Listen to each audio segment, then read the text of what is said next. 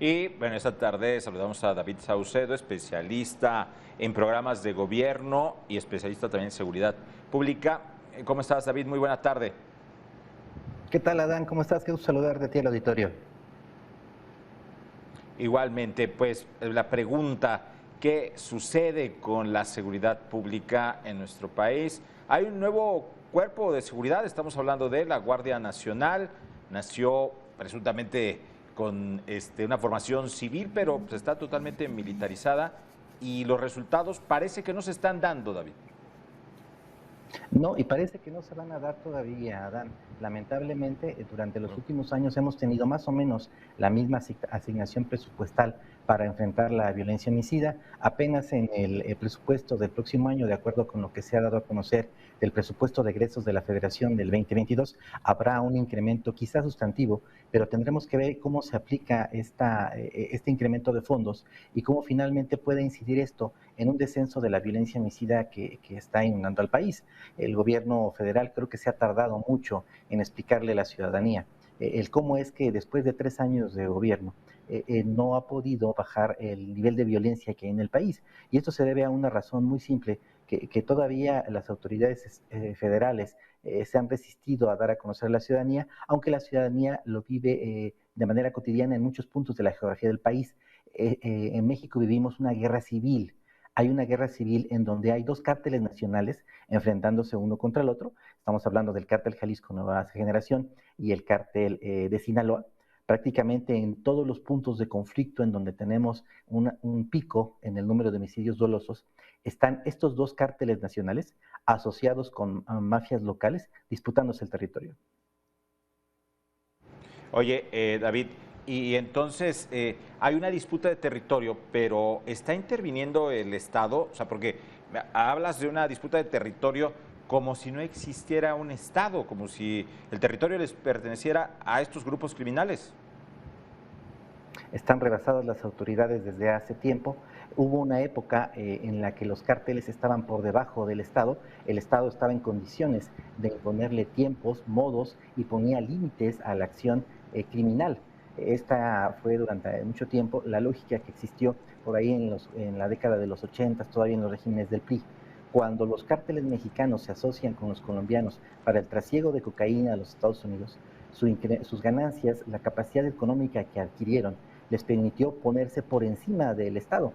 Y desde entonces tenemos a cárteles en distintos puntos del país que dominan la vida delincuencial y también han permeado las instituciones políticas desde hace tiempo. Y actualmente, con las ganancias estratosféricas que genera esta nueva droga llamada fentanilo, los cárteles tienen más recursos, hombres, armas. Incluso se han infiltrado en los procesos electorales, tal y como vimos de manera reciente en las últimas elecciones, y el Estado está completamente rebasado. En efecto, coincido con tu apreciación. No se siente la presencia del Estado, en parte porque los cárteles están por encima de la capacidad institucional que tienen las dependencias encargadas de proporcionar seguridad y procuración de justicia. Esta situación, ¿habrá de verdad una orden desde las más altas esferas del gobierno de no confrontar, de dar abrazos y no utilizar la fuerza del Estado, la cual es legítima además? Hay ciertamente un temor de parte de las autoridades federales, ellos mismos lo han mencionado en varias ocasiones, de no utilizar las armas que tienen a su disposición por el número de vidas que esto provocaría. El caso clásico lo tenemos con la liberación de uno de los hijos del Chapo Guzmán en Culiacán, en donde se tuvo que replegar el dispositivo que se había generado para procurar su captura. Todos hemos visto las escenas que hay en Michoacán en donde columnas regulares, casi un ejército regular del cártel Jalisco Nueva Generación, avanza a través de varios municipios para tratar de capturar las cabeceras municipales de esta región de Michoacán. Creo que el ejército estaría en condiciones de hacerles frente, pero tendría un costo en vidas muy, muy alto. Y esto es lo que el presidente de la República, Andrés Manuel López Obrador, pero también otros gobiernos, no han querido hacer, pagar el costo político, la cuota de sangre que implicaría hacer frente a estas milicias armadas que están constituyendo los cárteles, porque eso implicaría un derrame de sangre impresionante. De igual modo, hay ciertamente un cordón de protección política en torno a muchos cárteles de la droga. y nuevamente existe el trauma que en su momento ocurrió en el sexenio de Felipe Calderón con este llamado Michoacanazo, en donde fueron detenidos varios presidentes municipales y directores de policías municipales. Todo aquello terminó en un fiasco. Es decir, los errores del pasado están condicionando las reacciones del presente del gobierno federal. Oye, David, justo que ahorita hablabas, el número, no se quiere incrementar el número de muertes, pero resulta que los homicidios dolosos en el país aumentan y son homicidios asociados precisamente a muertes por arma de fuego. ¿Qué está pasando entonces? No se quieren enfrentar, pero sí aumentan los homicidios. Sí, lo que hemos visto de la estrategia que se ha desplegado en materia de seguridad ha sido tratar de atender de manera quirúrgica los puntos de conflicto, es decir, llevar elementos de la Guardia Nacional y con unos operativos de presencia disuasiva, tratar de disminuir, por ejemplo, la violencia en Zacatecas, la violencia en Jalisco, la violencia en Guanajuato, pero todos estos operativos han fallado, no han tenido el impacto que se pensaba. Han hecho despliegues impresionantes de elementos de la Guardia Nacional, del ejército mexicano en acompañamiento de gobiernos estatales o incluso municipales. Pero estos operativos no han funcionado porque la guerra entre los cárteles se mantiene. Por otro lado, los recursos que se habían dispuesto para poder enfrentar a las organizaciones criminales eran más o menos los mismos. Se pensaba que era un problema de honestidad y de falta de decisión política de parte de las autoridades, que no había el deseo de poder enfrentar la ola criminal. Ahora sabemos que sí hace falta dinero, que no solo es un asunto de voluntad política y una variable que está pesando de manera importante que mencionábamos al principio de la entrevista. Lo cierto es que los cárteles nacionales, los cárteles que acabamos de mencionar, de cártel Jalisco y el cártel de Sinaloa, adquirieron una capacidad económica y poder de fuego que tendría el Estado que disponer más recursos, tal y como lo hizo el Estado colombiano, casi cercanos al 10% del Producto Interno Bruto para poder enfrentar esta violencia homicida. Son decisiones muy complicadas. En su momento, el gobierno colombiano, por ejemplo, en su guerra contra los cárteles, el cártel de Medellín y el cártel de Cali, recibieron fondos extraordinarios del gobierno de los Estados Unidos. El gobierno norteamericano sí ha mandado recursos vía iniciativa Mérida, pero siguen siendo insuficientes para poder enfrentar cárteles y eso nos queda muy claro. De hecho, la constante en cuanto al movimiento de los cárteles ha sido que han seguido avanzando posiciones. En este sexenio se ha llegado a extremos nunca antes vistos, como atentados, por ejemplo, el que sufrió Omar García Harfuch en la Ciudad de México. El cártel Jalisco no tiene ningún empacho en difundir en sus redes sociales cada vez que avanza y que conquista una nueva plaza. Oye, David, hablabas justo ahorita de Colombia, de gobierno de Estados Unidos, pero al gobierno de Estados Unidos, como sus vecinos, ¿qué tanto le puede preocupar esta pasividad de la autoridad? Sumado a que la autoridad nacional dice que ya no quiere iniciativa Mérida, por ejemplo. A los norteamericanos sí les preocupa el incremento de las exportaciones de drogas hacia los Estados Unidos, sobre todo de fentanilo, por el número de muertes que están presentándose en algunas ciudades importantes de los Estados Unidos. Recientemente revisé los datos de adictos, de personas con adicciones y con registros de fallecimiento por sobredosis de fentanilo. Sí les preocupa el tema de consumo y de exportación de drogas, pero en este momento al gobierno de John Biden le preocupa más el flujo de centroamericanos que están cruzando de manera ilegal hacia los Estados Unidos. Y de ahí vino la petición del gobierno de Biden hacia el gobierno de Andrés Manuel López Obrador para impedir que las caravanas de centroamericanos pasen por la frontera que tenemos en el sur con Chiapas y también detenerlos en la frontera norte.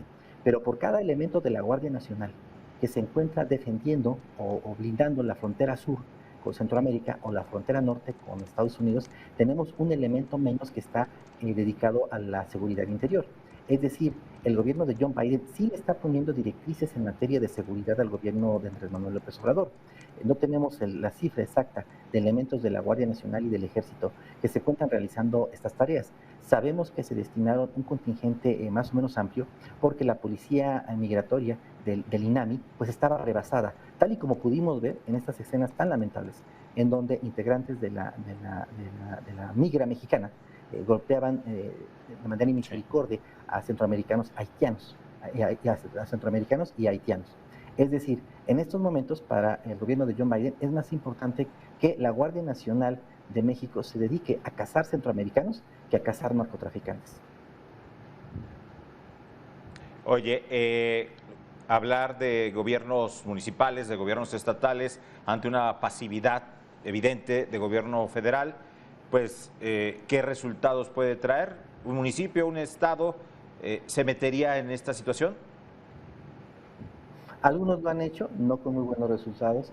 Lo cierto es que los cárteles ya no solo intervienen en la vida delictiva de los municipios, sino también intervienen en sus procesos políticos.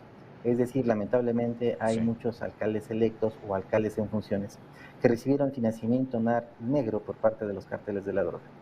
Los gobiernos estatales no cuentan con las capacidades institucionales ni tampoco con las atribuciones desde el punto de vista jurídico para poder perseguir delitos federales.